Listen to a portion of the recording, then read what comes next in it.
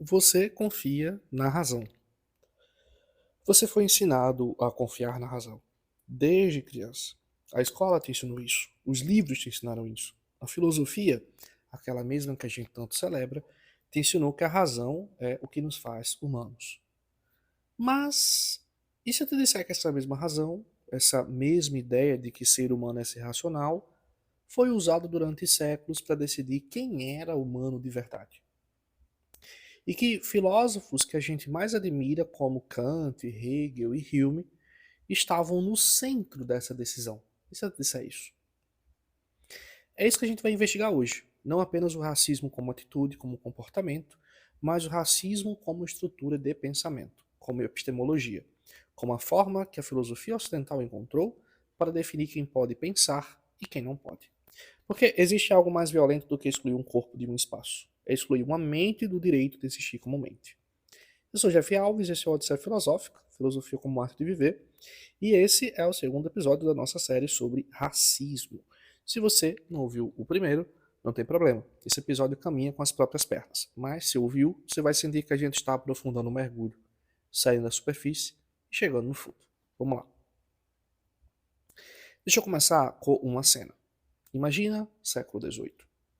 A Europa está em ebulição intelectual. Os filósofos estão questionando tudo: a igreja, o rei, as tradições. É a época do iluminismo, a época das luzes, e a palavra da ordem é razão, razão acima de tudo. Esses pensadores dizem que todo ser humano nasce com direitos naturais: liberdade, igualdade, dignidade. Belo, né? Mas tem um detalhe que a história oficial gosta de passar rápido. Esses mesmos filósofos, os mesmos que escreveram sobre liberdade universal, tinham uma cláusula não escrita, um asterisco na nota no rodapé da humanidade. Liberdade para quem? Igualdade para quem? Immanuel Kant, pai da ética moderna, o homem que formulou o imperativo categórico: haja de tal forma que sua ação possa se tornar uma lei universal. Esse mesmo Kant escreveu, em seus textos de antropologia, que a humanidade existe em sua maior perfeição na raça branca, e que pessoas negras eram incapazes de sentimentos elevados ou de pensamento abstrato. Deixa isso pousar por um segundo. O filósofo que mais insistiu na dignidade universal também escreveu que certas pessoas não eram plenamente humanas. Hegel, outro gigante. Em sua filosofia da história, ele afirmou que a África era o país da infância, sem história, sem progresso, sem capacidade de participar do espírito humano. Para Hegel, a África simplesmente não existia no mapa da civilização. David Hume, o grande empirista, chegou a anotar em rodapé, literalmente em nota de rodapé inclusive, que suspeitava que pessoas negras fossem naturalmente inferiores aos brancos. Agora a questão não é cancelar esses pensadores. A questão é mais profunda e mais desconfortável do que isso. A questão é: como é possível que os homens que construíram a ideia de razão universal tenham, ao mesmo tempo, decidido que certas pessoas não eram racionais o suficiente? Uma incoerência pessoal apenas, é um limite estrutural, é uma fissura que atravessa toda a modernidade. A modernidade prometeu universalidade, mas operou seletividade. E é aí que começa, de fato, o nosso episódio de hoje. Em filosofia, existe uma estrutura chamada silogismo. Você provavelmente conhece o exemplo clássico de silogismo. Todo homem é mortal.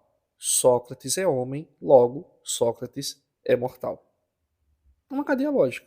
Você aceita as premissas e aí a conclusão vem junto. Agora deixa eu te mostrar o silogismo mais perigoso que já foi construído na história do pensamento ocidental. Premissa 1. O ser humano é definido pela sua capacidade de razão. Premissa 2. Determinados povos, como negros e indígenas, possuem uma razão inferior ou não possuem razão de fato. Conclusão: logo, esses povos não são plenamente humanos. E, se não são plenamente humanos, podem ser escravizados, podem ser colonizados, podem ser eliminados, e tudo isso dentro da lógica, dentro da razão. Isso é o que o filósofo porto-riquenho Nelson Maldonado Torres chama de ceticismo misantrópico, uma dúvida sistemática sobre a humanidade de certos grupos de pessoas. Não é ódio à primeira vista, é dúvida fria, é epistemologia. É a pergunta: você é humano de verdade? Sendo feita com a voz calma de quem está fazendo ciência. E sabe o que é mais impressionante? Essa estrutura não ficou nos séculos XVIII e XIX. Ela sobreviveu, ela se adaptou. Ela está no currículo da escola que não menciona um filósofo africano sequer. Está na academia que trata o saber indígena como folclore. Está no noticiário que cobre a morte de uma pessoa negra de um jeito e a morte de uma pessoa branca de outro. A forma mudou, a lógica continua. Existe um crime que não aparece nas estatísticas, que não tem foto, que não tem nome no boletim de ocorrência, mas que pode ser mais devastador do que qualquer outro. É o assassinato de uma forma de conhecer o mundo. Em filosofia e sociologia, esse crime tem um nome: epistemicídio. O conceito foi cunhado pelo sociólogo português Boaventura de Souza Santos, mas foi a filósofa brasileira Sueli Carneiro quem o aprofundou e o trouxe para entender o racismo no Brasil. E a definição de epistemicídio é uma definição poderosa. Veja só: epistemicídio é o assassinato do conhecimento. Não de corpos, e sim de saberes, de formas de pensar, de línguas, de filosofias, de ciências que foram produzidas por povos não europeus e que foram sistematicamente eliminadas, deslegitimadas ou simplesmente apagadas do mapa intelectual. Como é que isso funciona na prática? Em 3 movimentos. O primeiro é a negação. Afirmar que certos povos simplesmente não produzem ciência ou filosofia. A filosofia nasceu na Grécia. Ponto. Fim de conversa. Como se o Egito não existisse. Como se a África subsaariana não tivesse sistemas éticos e políticos sofisticados milênios antes de Sócrates. O segundo é a deslegitimação. Você não nega aquilo que existe. Você muda o nome para diminuir. O saber europeu é ciência. O saber africano é crença. O saber indígena é mito. O saber do terreiro é superstição. Mesma coisa, 2 pesos, 2 medidas. O terceiro é a invisibilização. Sumir com as referências. Você já parou para pensar quantos autores negros e indígenas estão nas bibliografias dos cursos universitários? Quantos filósofos africanos você estudou na escola? A ausência não é acidente, é método. Sueli Carneiro tem uma formulação que é bastante poderosa. Ela diz que o epistemicídio é um mecanismo de dominação racial. Porque, ao negar ao povo negro a capacidade de pensar e produzir cultura, o sistema racista despoja esse povo de sua humanidade. Pensa comigo. Se você não tem história, não tem heróis intelectuais, não tem ciência própria, você é induzido a acreditar que a única forma de ser inteligente ou civilizado é imitando o branco, imitando o colonizador. Isso não é apenas exclusão social, é alienação profunda, é fazer com que um povo se veja com os olhos do inimigo. E sabe o que é mais cruel? Funciona. Funciona por quê? Porque é silencioso. Agora, eu quero te apresentar um homem que viveu essa questão na própria pele. Frantz Fanon.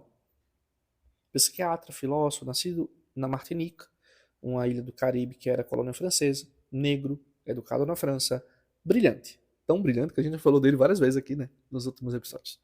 E profundamente marcante, ou melhor, e profundamente marcado por uma contradição que ele levaria a vida inteira tentando entender. Como é crescer em uma sociedade que te ensina que você é inferior? Fanon descreve isso no seu livro mais famoso, Pele Negra, Máscaras Brancas, com uma imagem que eu acho das mais poderosas da filosofia do século XX. Ele diz que o racismo não é apenas cerca, ou melhor, ele diz que o racismo não apenas cerca a liberdade do negro, ele desestrutura o ser. Ele diz que o racismo não apenas cerca a liberdade do negro, mas desestrutura o seu ser. A própria percepção que a pessoa tem de si mesma passa a ser mediada pelo olhar do outro, pelo olhar do branco. Como é que funciona isso? Ele conta assim. Quando uma criança negra está crescendo em uma sociedade branca, ela vai internalizando que os heróis são brancos, que a beleza é branca, que a inteligência é branca. E em algum momento, quando ela se olha no espelho, ela não vê a si mesma. Ela vê a distância entre o que ela é e o que o mundo diz que ela deveria ser. Deixa eu traduzir isso de um jeito mais concreto. Sabe quando você passa a vida inteira sendo chamado de exótico, de diferente, de surpreendente para alguém de sua origem? O que parece elogio na superfície carrega uma mensagem embaixo. Você é a exceção de um grupo que, em geral, não chega até aqui. Com o tempo, você pode começar a acreditar nisso, a se ver como exceção, a trabalhar o dobro para provar que pertence, a falar diferente, se vestir diferente, agir diferente, tudo para não ser associado ao estereótipo que o sistema colou no seu grupo. Fanon chama isso de usar uma máscara branca. Tentar se validar através de um sistema que não sua base te nega. E a tragédia, ele diz, é que a máscara nunca encaixa perfeitamente. Sempre tem uma hora em que o mundo te lembra quem você é, ou quem ele acha que você é. O que Fanon está diagnosticando, em termos filosóficos, é isso. O racismo não opera apenas no nível econômico e político. Ele opera no nível ontológico, na estrutura do ser. Na forma como você se percebe como existente no mundo. E é por isso que combater o racismo exige mais do que leis e políticas, exige uma reconstrução da subjetividade. Uma cura que vai muito além do bolso. Agora eu vou trazer alguém de casa, uma pensadora brasileira, que eu acho que todo brasileiro deveria conhecer antes mesmo de qualquer filósofo europeu, inclusive. Porque ela explica a gente de um jeito que nenhum europeu conseguiria. Lélia Gonzalez. Lélia foi historiadora, filósofa, antropóloga, negra, mulher, filha de empregada doméstica e uma das mentes mais afiadas que o Brasil já produziu. Ela pegou a psicanálise, Freud e Lacan, e usou para dissecar o racismo brasileiro. E o diagnóstico dela é desconcertante, porque ela diz que o Brasil sofre de uma neurose. Na psicanálise, a neurose funciona assim. Tem algo que a pessoa não consegue aceitar, que causa muita angústia, então ela recalca, ela manda para o inconsciente, ela enterra. Mas esse conteúdo não desaparece. Ele fica lá embaixo e insiste em voltar à superfície, disfarçado. Pois bem, o Brasil tem um conteúdo recalcado, e esse conteúdo se chama africanidade.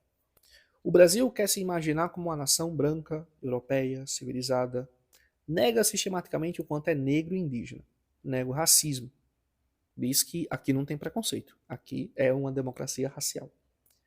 Mas aí você olha para a nossa música e ela é africana, a nossa comida, africana, a nossa língua, africana, os nossos ritmos, africanos, a nossa espiritualidade, profundamente marcada pelas religiões de matriz africana. O recalque não funcionou, nunca funcionou.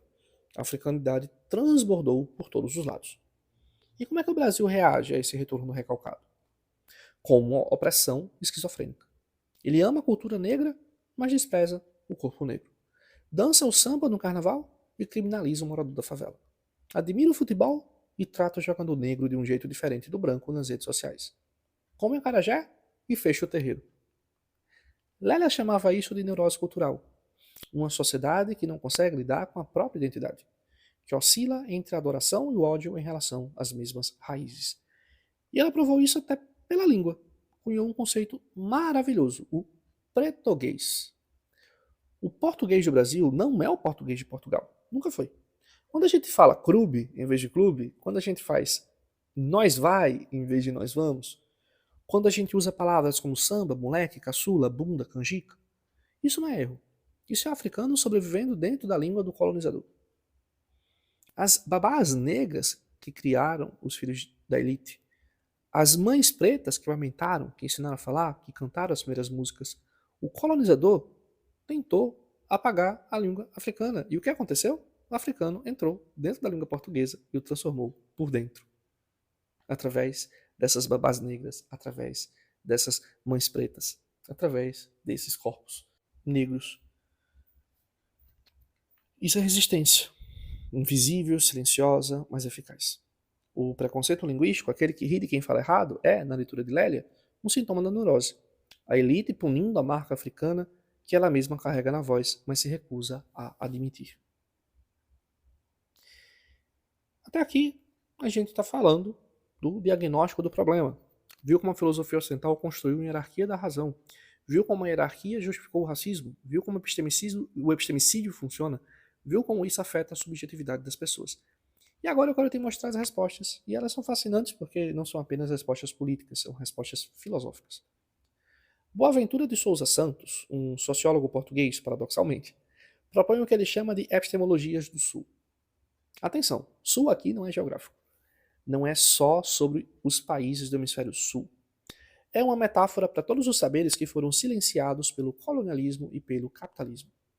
Existe Sul no norte geográfico, nas minorias europeias, nos povos originários da América do Norte. E existe Norte no Sul geográfico, nas elites locais que reproduzem um pensamento europeu. Boaventura usa uma imagem linda, a ecologia de saberes. Pensa na floresta. O que garante a saúde de uma floresta não é a monocultura, não é plantar só eucalipto em fila. O que garante a saúde é a diversidade. É o entrelaçamento de diferentes espécies, cada uma cumprindo uma função, cada uma dependendo das outras. O conhecimento funciona da mesma forma. Quando a humanidade opera com um único sistema de saber, o europeu, o científico ocidental, ela se empobrece. Ela perde acesso a séculos de conhecimentos desenvolvidos em outras tradições. A ciência ocidental é extraordinária para mandar um foguete à Lua, mas ela pode ser completamente inútil para ensinar uma comunidade a viver em harmonia com a floresta sem destruí-la. Para isso, o saber de um pajé, de um mestre indígena que conhece aquele bioma há gerações, pode ser muito mais eficiente do que qualquer tese de doutorado. Isso não é misticismo. Isso é reconhecer que existem formas diferentes de produzir conhecimento e que a eficácia de um saber depende do problema que ele está tentando resolver. Boaventura tem uma frase que eu considero uma das mais importantes da filosofia contemporânea. Não haverá justiça social global sem justiça cognitiva global. Repetindo, não haverá justiça social global sem justiça cognitiva global. Pensa o que isso significa. Não adianta dar comida, terra, oportunidade econômica a um povo, se você continua tratando a cultura e a forma de pensar desse povo como inferior. A libertação real exige que o saber desse povo seja respeitado como conhecimento legítimo. Bom, deixa eu te apresentar uma filosofia que tem mais de 2000 anos e que eu acho que responde a alguma das perguntas mais urgentes da contemporaneidade. Ubuntu. Uma filosofia originária dos povos de língua banta, os Zulus, os Xhosas, da África do Sul. E a sua ideia pode ser resumida em uma frase que parece simples, mas tem a profundeza de um oceano. Eu sou porque nós somos. Pensa no contraste. A filosofia ocidental moderna começa com Descartes. Penso, logo existo. O indivíduo isolado. A razão solitária como ponto de partida da realidade. Eu me afirmo existindo sozinho, pensando sozinho e provando para mim mesmo. O Ubuntu começa de um ponto completamente diferente, a relação. Eu não existo primeiro e depois me relaciono. Eu existo através das minhas relações. A minha humanidade não é algo que eu trago pronto, é algo que eu construo junto com os outros. E pensa o que isso significa para a questão do racismo. No Ubuntu, o racista não é apenas alguém que pratica injustiça com o outro. O racista é alguém cuja humanidade está quebrada. Porque ao tentar se sentir superior através da cor da pele, ao desumanizar o outro, ele se desconecta do que é ser humano. Ele quebra o fio da existência coletiva. Numa lógica Ubuntu, o racismo é uma patologia, uma forma de adoecimento. Porque você só pode ser humano pleno quando reconhece a humanidade do outro. Nelson Mandela e o arcebispo Desmond Tutu usaram essa filosofia para construir o processo de reconciliação pós-apartheid na África do Sul. Em vez de uma justiça punitiva, que foca só em punir o culpado, eles propuseram uma justiça restaurativa. O objetivo não era apenas castigar, era restaurar a harmonia, curar a ferida social. Por quê? Porque no Ubuntu, o ódio destrói tanto o oprimido quanto o opressor. Ambos perdem humanidade quando a relação é de dominação. E olha que bonito, o Ubuntu não é tão distante de nós como parece. Ele ecoa nas periferias brasileiras, no mutirão para bater uma laje, na ajuda mútua das favelas, no cuidado coletivo com as crianças da comunidade, no terreiro que acolhe a todos, na filosofia do quilombo. A gente tem Ubuntu e nós só esqueceu de nomear. E se em vez de olhar para Paris, a gente olhar para dentro? A essa altura do episódio, eu quero propor uma virada. Porque a gente passou bastante tempo olhando para o problema e agora eu quero olhar para o movimento. A partir dos anos 90, um grupo de intelectuais latino-americanos, entre eles o argentino Walter Mignolo, o peruano Aníbal Quijano e a estadunidense radicada no Equador Catherine Walsh, começou a articular o que ficou conhecido como giro decolonial. A ideia central é essa. O colonialismo acabou politicamente.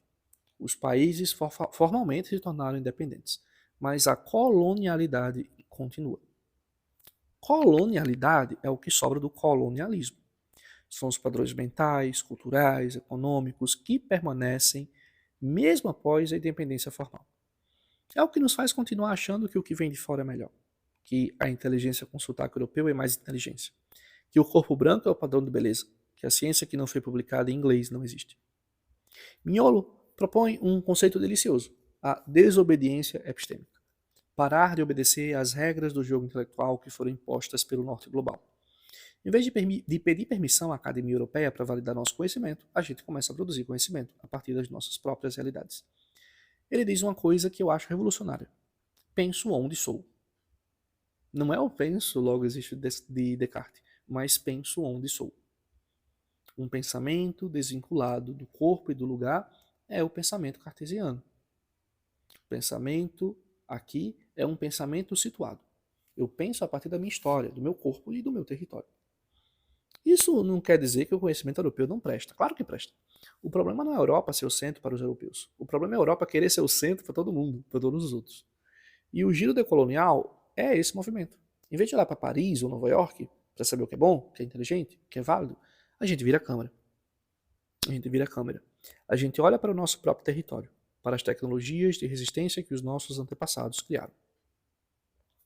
No Brasil, esse giro já estava acontecendo antes do homem existir. Lélia Gonzalez fazia isso.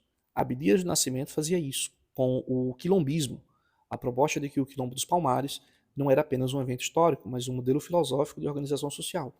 Uma república livre e democrática que acolhia negros, indígenas e brancos pobres, muito antes de qualquer Constituição Europeia. Paulo Freire fazia isso com a pedagogia do oprimido. A ideia de que o conhecimento deve partir da realidade do próprio aluno, que não existe educação neutra, que ou você educa para a domesticação ou você educa para a libertação. Tem um conceito que virou campo de batalha nas redes sociais brasileiras e que, na maioria das vezes, é debatido por gente que nunca leu a autora que desenvolveu. Então, eu quero dedicar um espaço aqui, antes do final do episódio, para entender direito o que é lugar de fala. O conceito foi popularizado no Brasil pela filósofa e feminista negra Djamila Ribeiro, em um livro de 2017.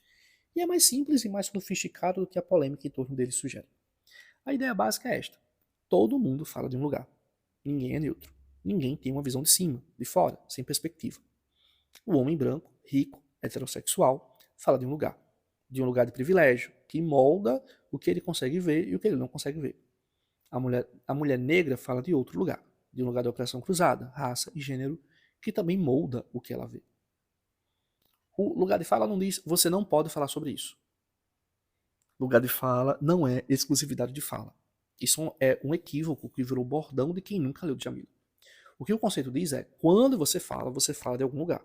E reconhecer esse lugar é honestidade intelectual. Uma pessoa branca pode e deve falar sobre racismo, mas ela fala como alguém que se beneficia do sistema racista, mesmo que não queira, mesmo que odeie o racismo. E reconhecer isso muda a forma como ela participa do debate. Porque, em vez de protagonizar, ela pode apoiar, amplificar, ouvir. E aqui está a conexão com o epistemicídio. Quando a academia, a mídia, as instituições são compostas quase que inteiramente por pessoas brancas tomando decisões sobre realidades negras, isso é uma interrupção da democracia. É a colonialidade do poder em ação. Djamila vai dizer que a reparação exige não apenas colocar corpos negros dentro das instituições, mas garantir que esses corpos possam levar consigo toda a sua bagagem intelectual e cultural e ser respeitados por isso. Eu preciso ser honesto com você aqui nesse momento. Porque até agora eu apresentei um argumento forte. E qualquer argumento forte tem críticas sérias que merecem ser levadas a sério, obviamente. A crítica mais comum às epistemologias alternativas, ao giro decolonial, à ecologia dos saberes é esta. Se você diz que o conhecimento é situado, que ele depende do lugar de quem fala, que a razão universal é na verdade um particularismo europeu, Então, você está abrindo a porta para o relativismo total. Para um mundo onde qualquer coisa pode ser chamada de conhecimento e não há mais critério para distinguir ciência de superstição. Essa crítica é uma crítica séria, porque a gente não quer jogar fora o rigor. A gente não quer um mundo onde a negação das vacinas ou do aquecimento global se torna tão válida quanto a epistemologia. Então, como é que a gente sai desse impasse? Eu acho que a chave está em distinguir dois níveis de análise. Num primeiro nível, a gente tem a validade lógica e empírica do conhecimento. 2 mais 2 é 4 em qualquer língua, em qualquer país, em qualquer cultura, em qualquer continente. As leis da física funcionam no Japão e na Nigéria. Nesse nível, há de fato universalidade, e isso não é propriedade europeia. Porém, há um segundo nível. Nesse segundo nível, a gente fala da política do conhecimento. Quem é que decide o que merece ser estudado? Quem é que decide quais problemas são importantes? Quem financia a pesquisa? Quem entra nos currículos? Quem é reconhecido como pensador? Quem é chamado de filósofo e quem é chamado de sábio de aldeia? É nesse segundo nível que o eurocentrismo opera. Não dizendo que a gravitação não existe fora da Europa, mas dizendo que o conhecimento sobre plantas medicinais de um pajé amazônico não é ciência, enquanto o laboratório farmacêutico europeu que isola o princípio ativo daquilo que o pajé amazônico disse que era remédio, né, esse laboratório farmacêutico, quando isola esse princípio ativo, faz um artigo científico sobre isso, né, apresenta sobre um ponto de vista científico, é esse laboratório que vai receber o prêmio Nobel, né? Então, o problema não é a razão. O problema é o monopólio sobre o que conta como razão, tá? Embora, claro, né? Porque necessariamente um pajé está falando que algo cura, que necessariamente algo cura, né? A ciência é que comprovaria, de fato, a eficácia disso. Mas entenda que quem é que decide que determinada planta, que determinado pajé fala que cura merece ser estudado? Quem é que decide que pesquisar isso é importante? Quem é que decide se isso merece ser financiado? Né? É essa a discussão em si. Por que, que esses saberes ancestrais não são valorizados quando uma pesquisa dessa acontece? Né? Num sentido de dizer, olha, isso aqui foi, de fato, comprovado cientificamente e era algo que já vinha sido praticado desde a antiguidade por determinada tribo, por determinadas crenças, religiões, enfim. Bom, a posição que eu defendo e que acho que os pensadores que pensadores sérios também vão defender é que não falamos que o conhecimento é relativo, né? Ou ao mesmo tempo que tudo é igualmente válido, né? Toda forma de conhecimento ela tem o mesmo nível de validade. Mas sim que existem formas diferentes de produzir conhecimento, existem vários tipos de conhecimento e precisamos de critérios mais amplos e mais honestos para avaliar isso. Critérios que não sejam automaticamente europeus, mas que também não sejam automaticamente anti-europeus. A ciência ocidental é extraordinária e ela se beneficiaria imensamente de dialogar com outro sistema de saber em vez de simplesmente descartá-los como primitivos. Bom, a gente chegou num ponto que eu quero deixar ressoando aqui. A pergunta que guiou esse episódio inteiro não era o racismo é ruim? Porque isso a gente já sabe, né? A gente já tá falando sobre raça e racismo há um tempo. Então, a pergunta é: quem tem o direito de dizer o que é verdade? Quem define o que conta como conhecimento? Quem decide quem é capaz de pensar? E o que a gente viu hoje é que essas perguntas não são abstratas, elas têm consequências muito concretas. Quando a filosofia ocidental decidiu que a razão e a humanidade eram a mesma coisa, e que certos povos eram menos racionais, ela produziu uma justificativa intelectual para a escravidão, para o colonialismo e mesmo para o genocídio. Quando um sistema educacional apaga filósofos africanos e trata o saber indígena como folclore, ele está dizendo a uma criança: pessoas como você não pensam, elas apenas existem. Quando o médico desconfia mais do relato de uma paciente negra do que o relato de uma paciente branca, ele está operando a injustiça testemunhal que Miranda Fricker descreveu. E agora eu quero te fazer algumas perguntas. Não precisa responder para mim, só respondo para você. Quando você pensa em inteligência, qual imagem vem à tua cabeça? Como é uma pessoa inteligente? Que imagem vem à tua cabeça quando você pensa em uma pessoa inteligente? De onde essa pessoa é? Que tipo de conhecimento ela tem? Que tipo de conhecimento é considerado quando você fala em inteligência? Quando você descarta uma ideia, você descarta porque a ideia é fraca ou porque quem a disse não corresponde ao perfil de quem você imagina que sabe? Você já sentiu que tinha que mudar quem você é para ser levado a sério em algum espaço, inclusive? Essas perguntas nos afetam de formas diferentes, dependendo do lugar que cada um ocupa na sociedade.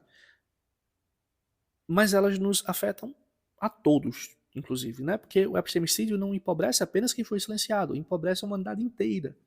Quando a gente descarta séculos de filosofia africana, de ciência indígena, de saber popular, a gente joga fora ferramentas que poderiam nos ajudar a resolver problemas que o pensamento europeu sozinho não consegue resolver, como a crise climática, a crise de sentido, a crise das democracias, porque talvez algumas respostas estejam em saberes que a gente foi ensinado a não levar a sério, e a gente não põe esses saberes para aquela discussão que está acontecendo. O Ubuntu, né, nos diz: eu sou porque nós somos. A nossa humanidade não é individual, ela é coletiva, construída em relação. E talvez o primeiro passo para uma humanidade mais plena seja exatamente esse ampliar o círculo do nós. Reconhecer como humanos, como pensadores, como produtores de sentido, a todos que foram excluídos dessa conversa. E assim, terminamos o episódio de hoje. Obrigadão por ter acompanhado até aqui e até o nosso próximo episódio.